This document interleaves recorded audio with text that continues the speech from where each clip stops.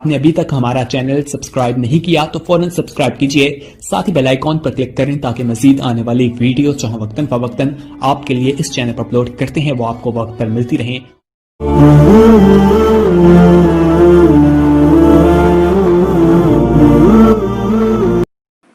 बिस्मिल्लाहिर्रहमानिर्रहीम अल्हम्दुलिल्लाहि रब्बिल आलमीन वस्सलातु वस्सलामु अला अशरफिल अंबिया'i वल मुरसलीन व अला आलिहि व सहबिहि अजमाइन व मन तबिअहुम बि इहसानिन इला यौमिद्दीन अम्मा बाद। बुजुर्गान मोहतरम, आजकल कोरोना की वबा के मौके पर हालात की जो संगीनी नज़र आ रही है, इसके तनाजुर में लोगों में ये तजस्सुस है और ये सवाल पैदा हो गया है कि कुर्बानी करने का क्या मसला है। इस मौके पर हमें कुर्बानी करनी चाहिए या नहीं करनी चाहिए, ये सवाल आजकल बहुत गर्दिश कर रहा है, लोगों की ज़ुबानों पर तो है ही, उसके अलावा इसकी बहस मुज़ाकरा भी लोगों के दरमियान में हो रहा है। बहुत सारे लोग ये सवाल उलमा से करते जा रहे हैं, मुझसे भी बहुत सारे लोग ये सवाल कर रहे हैं कि ऐसे मौके पर हमें कुर्बानी करनी चाहिए कि नहीं करनी चाहिए। इस सिलसिले में सबसे पहले तो ये गौर कर लें कि कुर्बानी की ये इबादत वाजिब इबादत है और ये हर उस शख्स पर वाजिब है जो साहिब निसाब हो। जो भी साहिब निसाब हो, यानी उसके पास इतना माल हो जिस माल पर के ज़कात वाजिब होती है, तो उस आदमी पर कुर्बानी भी वाजिब है। ज़कात में तो माल पर 1 साल गुजरना ज़रूरी है ज़कात वाजिब होने के लिए, लेकिन कुर्बानी के लिए ऐसा नहीं है, बल्कि जो आदमी ईद के मौके पर ईद के दिन मालदार हो, उस आदमी को कुर्बानी देना ज़रूरी और लाजिम हो जाता है। यही मसलक है इमाम आज़म अबू हनीफा रहमतुल्लाह अलैह का,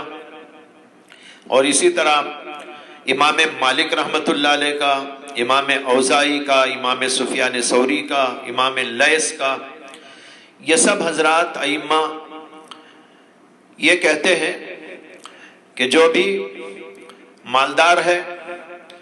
उस आदमी को ज़कात देना चाहिए और उस आदमी को कुर्बानी देनी चाहिए, और कुर्बानी का ये अमल इसके लिए वाजिब है, ज़रूरी है। और बाज़ अइम्मा जैसे इमाम अहमद बिन हम्बल हैं और इसी तरह इमाम शाफ़ई रहमतुल्लाह अलैह ये कहते हैं कि कुर्बानी सुन्नत मुअक्कदा है और बिला वजह तर्क करना सबके नज़दीक गुनाह की बात है, नाजायज़ है। अल्लामा इब्न कुदामा ने अपनी किताब अल-मुग़नी के अंदर इन अइम्मा के मसालिक की तफसील बयान की है, जो मैंने अभी अर्ज की आपके सामने। इससे मालूम हुआ कि कुर्बानी एक वाजिब है, ज़रूरी है। इमाम अबू हनीफा और बाज़ अइम्मा वाजिब कहते हैं, तो दूसरे इम्मा इसको सुन्नत मुअक्कदा कहते हैं। वाजिब में और सुन्नत मुअक्कदा में कुछ ज्यादा फर्क नहीं है, इसलिए यह मसला इख्तिलाफी होने के बावजूद कोई ऐसा इख्तिलाफ नहीं है जिसका कोई ज्यादा असर पड़ने वाला हो। दूसरे ये समझना चाहिए कि कुर्बानी एक ऐसा अमल है जो साल के मखसूस अय्याम ही में अंजाम दिया जा सकता है, और वो ज़िलहिज्जा की 10वीं तारीख से लेकर 12वीं तारीख तक, और बाज़ हजरात का मसलक ये है कि 13वीं तारीख तक भी दे सकते हैं, लेकिन जुमहूर का मसलक वही है जो अर्ज किया कि 12 तारीख तक। इन अय्याम के सिवा कुर्बानी का अमल साल के दूसरे दिनों में नहीं अंजाम दिया जा सकता, और अगर दूसरे अय्याम में कोई कुर्बानी करेगा तो वो कुर्बानी नहीं मानी जाएगी और उसका कोई सवाब नहीं मिलेगा। वो ऐसा है जैसे रोजाना हम गोश्त काटते हैं, खाते हैं, बकरे भी काटते हैं, दूसरे जानवर भी काटते हैं, खाते हैं, बस वो दूसरे अय्याम में कुर्बानी की जाएगी तो उसका हिसाब कुर्बानी में नहीं होगा, उसका शुमार कुर्बानी में नहीं होगा, वो आम गोश्त खाने की तरह होगा। और इन अय्याम में साहिब निसाब शख्स पर यह लाजिम है कि वो कुर्बानी ही करे। جب شرعی لحاظ سے معلوم ہو گیا کہ قربانی کا کیا حکم ہے اور کس کے لیے ہے، تو خود ہی یہ مسئلہ سمجھ میں آ گیا کہ قربانی تو صاحب نصاب لوگوں کو بہرحال ادا کرنا ہے، اور اس میں کسی قسم کے پیچ و تاب کھانے کی ضرورت نہیں۔ بعض لوگوں نے اس سلسلے میں پیش قدمی کرتے ہوئے قربانی نہ کرنے کی تجویز دی،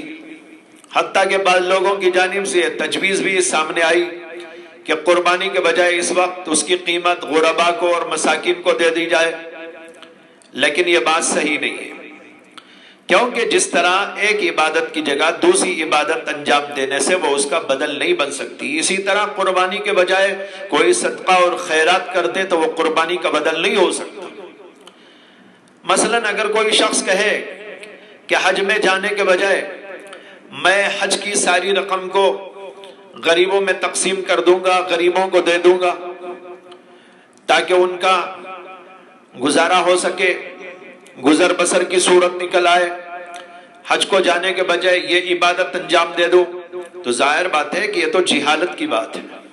کیونکہ حج ایک مستقل عبادت ہے اور صدقہ اور خیرات ایک دوسری عبادت ہے اور وہ مستقل عبادت ہے، دونوں اپنے اپنے موقع پر انجام دیے جائیں گے، ایک کی جگہ دوسرے کو انجام دینے سے اس کی فرضیت اور وجوب ادا نہیں ہو سکتا۔ لہذا قربانی کے دنوں میں قربانی ہی کرنا لازم ہے ان لوگوں کو جن کے اوپر قربانی واجب ہے اور وہ اس کے مکلف ہیں، اور اس کے مکلف وہ لوگ ہیں جن کے اوپر زکوٰۃ واجب ہے، یعنی جو صاحب نصاب ہیں۔ لہذا جو بھی صاحب نصاب لوگ ہیں وہ قربانی کے دنوں میں اپنی واجب قربانی ادا کر کے ہی اس سے سبکدوش ہو سکتے ہیں، اس کے بغیر کوئی چارہ کار نہیں۔ اب رہا یہ سوال کہ حالات ناسازگار ہیں، تو ایسے حالات کے اندر کیا قربانی کا یہ عمل جاری رکھنا چاہیے، اور یہ کہ اس کی جگہ صدقہ اور خیرات دے دینا چاہیے؟ تو غور کیجئے کہ کیا جانور ذبح نہیں ہو رہے، گوشت نہیں کھایا جا رہا ہے، سارے بازاروں میں گوشت دستیاب ہے، کٹ رہا ہے اور لوگ خرید رہے ہیں اور کھا رہے ہیں اور قیمت بڑھ بھی چکی ہے، لیکن اس کے باوجود بھی یہ سلسلہ جاری ہے۔ تو آخر ان دنوں کے اندر، قربانی کے دنوں کے اندر جانور کے ذبح کرنے سے آخر کون سی بڑی بات پیش آ جائے گی اور کون سی پریشانی لاحق ہو جائے گی، جبکہ اب تک حکومت کی طرف سے اس پر کوئی پابندی بھی نہیں ہے۔ لہذا مسئلے کی روح سے ان حالات میں بھی قربانی ہی کرنی چاہیے، اور اگر کوئی ان دنوں میں قربانی کی قیمت صدقہ دے دے گا تو جائز نہ ہوگا اور نہ اس کی قربانی ادا ہوگی، بلکہ مزید وہ گنہگار بھی ہوگا۔ ہاں، یہاں پر اس طرح ایک بات اور سمجھ لیجئے کہ اگر حکومت کی جانب سے کوئی پابندی لگ جائے اور کوئی صورت قربانی کرنے کی نہ رہے اور ہماری جانب سے بھرپور کوشش کے باوجود قربانی کرنے میں ہم ناکام ہو جائیں تو ایک مجبوری کی صورت ہوگی۔ اسی طرح اگر کوئی لاک ڈاؤن کی وجہ سے قربانی نہ کر سکے اور لاک ڈاؤن کی وجہ سے قربانی کا جانور میسر نہ آ سکے، یا اس میں کوئی رکاوٹ پیدا ہو جائے اور اس رکاوٹ کو دور کرنے کی ہمارے اندر کوئی طاقت نہ ہو، تو ایک مجبوری کی حالت ہے، اور اس مجبوری کی وجہ سے ایام قربانی کے گزر جانے کے بعد قربانی کی قیمت صدقہ کر دینا واجب ہے، اور اگر کوئی جانور خرید چکا ہے تو وہ جانور ہی کو زندہ کسی غریب کے حوالے کر دے اور اس کو اس کا مالک بنا دے، یہ اس کے اوپر لازم ہے۔ میرے خیال سے آپ نے اچھی طرح مسئلہ سمجھ لیا ہوگا۔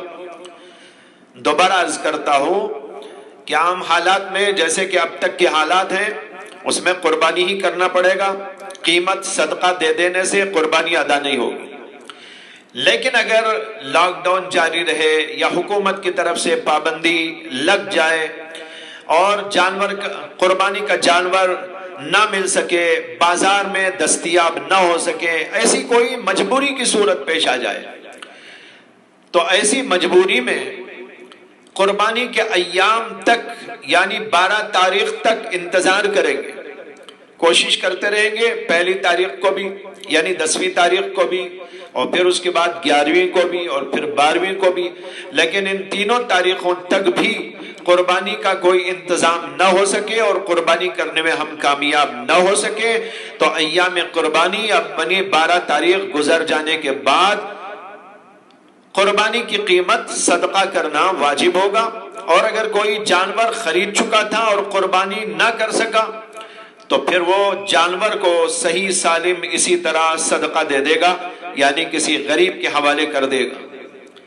خلاصہ یہ ہے کہ موجودہ حالات میں بھی کوئی ایسی بات نہیں ہے جس کی وجہ سے قربانی نہ کرنے کی تجویز کی جائے یا اس کی قیمت صدقہ کرنے کی بات کہی جائے، بلکہ شرعی حکم کے لحاظ سے قربانی ہی کرنا چاہیے